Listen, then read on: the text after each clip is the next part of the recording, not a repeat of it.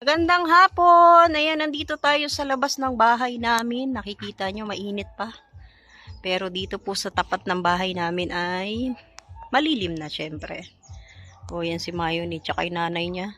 May bisita na naman kami dalawang aso. At nandito tayo sa ating pong tinanggalan ng talbos. Yan. Lilinisin po natin dito kasi magtatanim tayo ulit ng bago. Yung talbos, magtatanim pa rin tayo. Pero magdadagdag tayo ng iba pang tanim. Pero bago yan, babasain muna natin yung lupa. Kasi tuyong-tuyo bago tayo magtanim. Ano? Ngayon po, sisimulan na natin.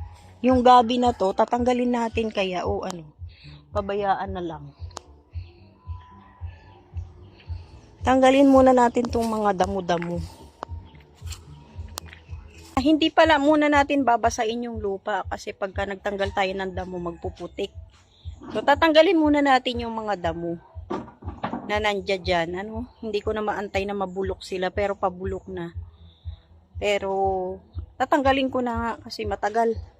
Hindi tayo makapagtanim. Baka magtag-ulan na eh. So ngayon simulan na po natin.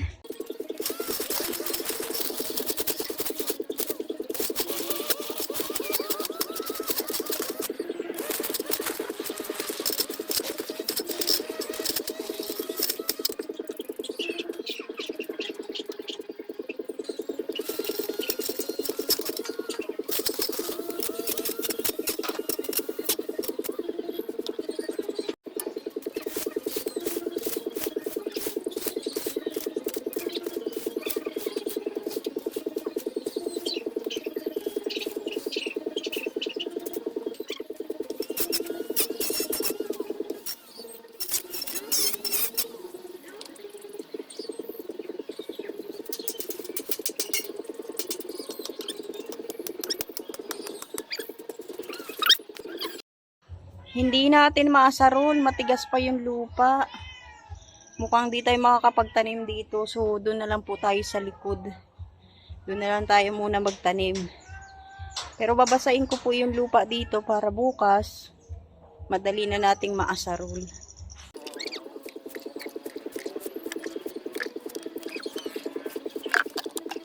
Ito na po, nabasa na natin yung lupa. Hindi nga lang tayo makakapag-asarol dyan dahil matigas pa rin po. So, doon po tayo sa likod kasi may nagawa na pong plot si Pure Health doon. At tara na po, punta tayo sa likod. Ayan, pupunta tayo dito sa kabila at dito tayo magtatanim. Kasi meron na pong tanim si Pure Health dito. Ayan o. Ito po o. So, ito po kalabasa. Yan po yung tinanim niya, nabubuhay na. Ayan o. Tapos, ito yung pinakamalaki o. Tapos, dito naman po sa kabila, tanim din ni Pure Health to. Upo naman to. Ayan o. O, diba? Kalalabas-labas lang nung isa o. Inaalagaan niya po yan. Umaga't hapon ng dilig. Pero ngayon, di natin didiligan kasi basang-basa eh. Yan na o, yung tanim niya. Dahil nandito yung pananim ni Pure Health, dito naman tayo magtatanim. Sa tabi.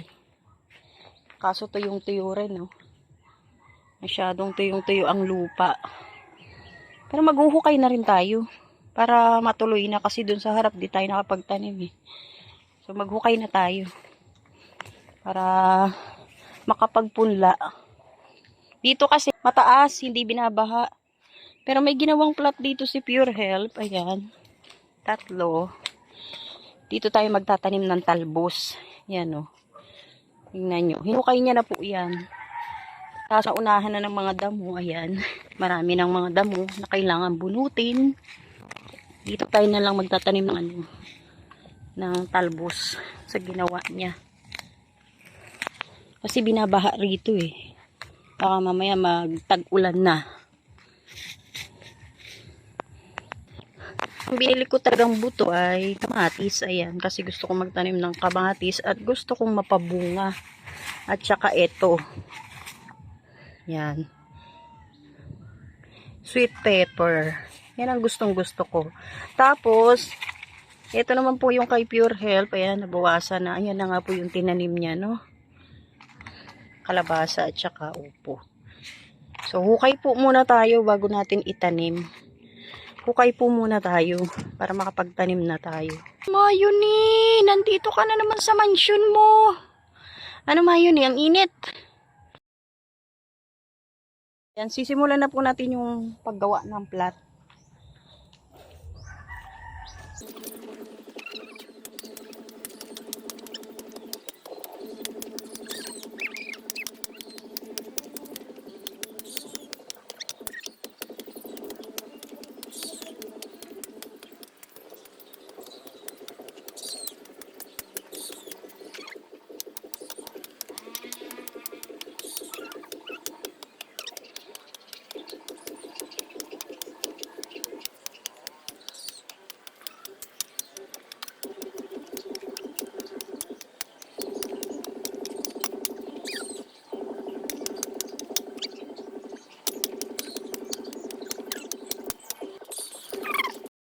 Nating plat, dalawa po yan. Kaya po dalawa yan dahil dalawang klase din yung itatanim natin. Isa po para sa kamatis at isa din para sa sili. Dito natin nilagay sa tabi po ng tanim ni Pure Health na upo. Dito natin itatanim yung sili at saka yung kamatis para po kapag umulan, safe po sila dyan, no? Hindi malulunod kasi medyo mataas po dito. Hindi po kagaya doon, talagang mababa kapag umulan, binabaha. So, dito natin sila itatanim. Kunin lang po natin yung buto.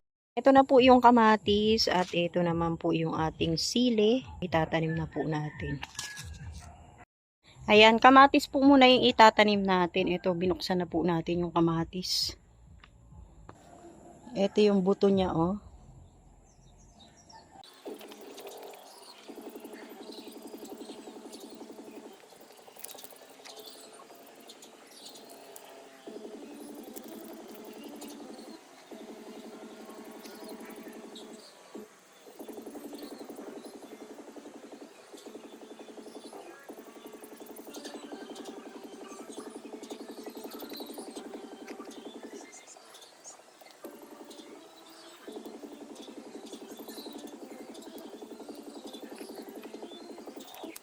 Ayan, napunla na po natin yung kamatis. Ngayon, dito naman po tayo sa sili. Okay na po yung kamatis. Ngayon, sili naman po yung ilalagay natin. Magpupunla lang din tayo. So, mababaw lang po yung paglagay natin sa buto. Kasi punla pa lang po naman yan. Saka natin aayusin kapag medyo lumaki-laki na. No? Dito naman tayo sa sili. Ito naman po yung itatanim natin.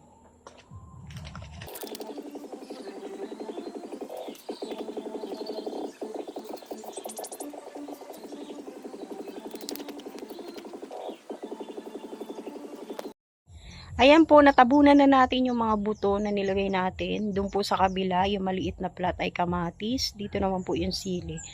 Didiligan na lang po natin at okay na po, no? Aabangan na lang po natin kung tutubo. Ayan, didiligan natin kahit konti lang, no? Medyo babasain lang po natin.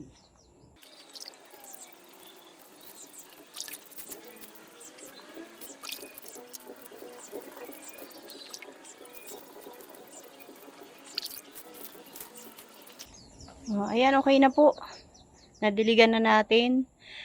Aantayin na lang po natin kung talagang tutubo. Gaya ng pananim po ni Pure Health. Ano?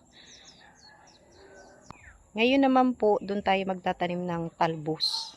Konti lang po yung itatanim natin kasi dumadami naman agad yan. You know? So, namitas na ako ng talbos na itatanim. Ito po. Ganito lang kakonti ang itatanim natin kasi mabilis naman siyang lumago.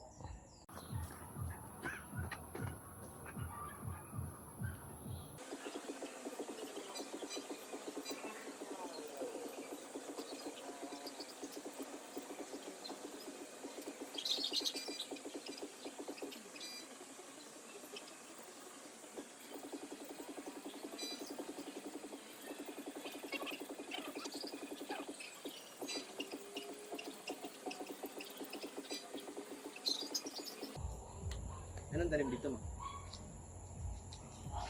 Anong tanim mo dito? Kamatis yan. Kasili. Tamaan mo yung ano ko. Lagyan ko nga ng kakang. Diligan na yan. Ano na? Kararating lang ni Pure Health po galing sa ribbon cutting. Didiligan niya na agad yung halaman niya. Ito na po yung natanim nating talbos. Oh. Hindi natin dinamihan. Ngayon didiligan ko na lang. Pero bubunuti ko muna itong mga damo. Tigas. Tigas ng lupa. Bilis dumaman rito.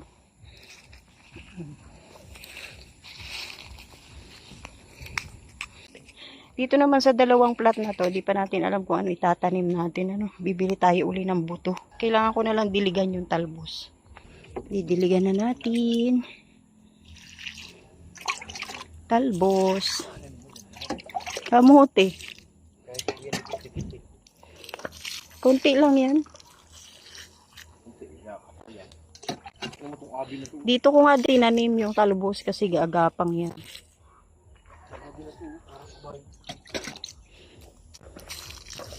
Oh, di tapos. Ilang araw lang yan. Makikita na natin yan na buhay. Madali lang naman kasing buhayin ng talbos. Anong ginagawa mo dyan, Pure? Lagyan ko lang ano para hindi na yun ng aso. Aray ko. Nilagyan niya ng ano, kapitan. Hindi pa yan. Di ba kalabasa yan? Hmm. Nagugulay din ng ano niya, bulaklak. Masarap din yan. Lalagyan ko yan ng dapuan pag ano. Gapangan. Ayan o, meron namang gagapangan yan eh. Oh.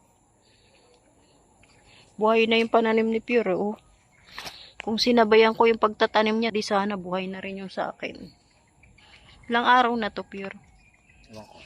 Yun oh, ba't tagi-isa na lang yung isa? Hindi nabuhay yung iba. Kasi bawat isang ganito, 3. Pero ito 3 oh. Dito naman, isa lang. Diyan lang yan. Hindi, ano yun eh. Tatalo yung tanim ko niyan. I-harvesting ko na lang yan sa susunod. Ang tawag sa amin, ambong. Hindi ba, pwede nga harvesting yan, no? Bigyan mo sardinas. Bukas na. Kakasardinas lang natin ngayon. Yan, nilalagyan niya na ng harang. Para hindi Pag may pumasok na manok, tutukain yan. Kaya dapat may harang talaga. Damihan mong harang. Yung kamatis ko, kailangan din ganyan kung sakaling tutuko.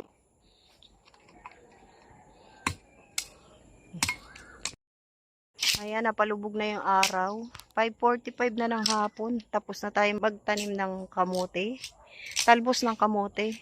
Kamatis at saka siling pare. At ito na si Pure Health, kararating lang. Inasikaso agad yung kanyang pananim. Nilalagyan niya ng harang. Aabangan ko talaga yan kung mamumunga. Upo yan. Yan, dyan yan nilagay kasi may kakapitan yung upo. Pati rin yung kalabasa doon sa kabila. Ayan, dyan yan nilagay kasi may kakapitan din. Ako naman yung tanim kong kamatis sa kasili dito. Para pagka umulan, magbaha, kahit papano hindi siya aabutin ng baha. Pero matagal pa naman siguro yun. Pero aabangan ko talaga yung bunga ng tanim ni Pure Health.